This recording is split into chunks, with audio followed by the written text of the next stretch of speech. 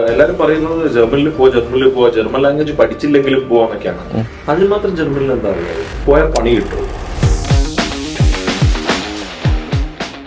Germany choose ചെയ്യാനുള്ള പ്രധാന reason എന്ന് പറഞ്ഞാൽ ഫ്രീ എഡ്യൂക്കേഷൻ ഒന്ന് തന്നെയാണ്. അതുപോലെ കുറഞ്ഞ ട്യൂഷൻ ഫീസിൽ പഠിക്കാവുന്ന ഒരുപാട് പ്രൈവറ്റ് യൂണിവേഴ്സിറ്റീസും ജർമ്മനിയിൽ അവൈലബിൾ ആണ്. പിന്നെ പറയുകയാണെങ്കിൽ ഫിനാൻഷ്യലി, എക്കണോമിക്കലി വേൾഡിലെ ഏറ്റവും സ്റ്റേബിൾ ആയിട്ടുള്ള ഒരു കൺട്രിയാണ് ജർമ്മനി. വളരെ ഈസി ആയിട്ട് PR ലഭിക്കാവുന്ന ഒരു കൺട്രിയാണത്. ആൻഡ് ഏറ്റവും വലിയൊരു അട്രാക്ഷൻ എന്ന് പറയുന്നത് you will get the spouse visa. അതായത് നിങ്ങൾക്ക് സ്പൗസിനെയും കൂടെ കൊണ്ടുപോകാൻ പറ്റും. And as we all no you will get Schengen visa.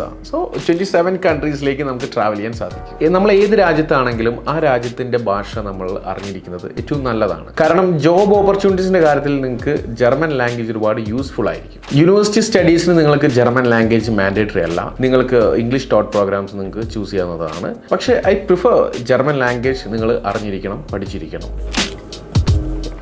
So ജർമ്മനിയിൽ ഒരുപാട് ഓപ്പർച്യൂണിറ്റീസ് ഉണ്ട്. കൂടുതൽ ഡീറ്റെയിൽസ് അറിയാൻ you can connect to check.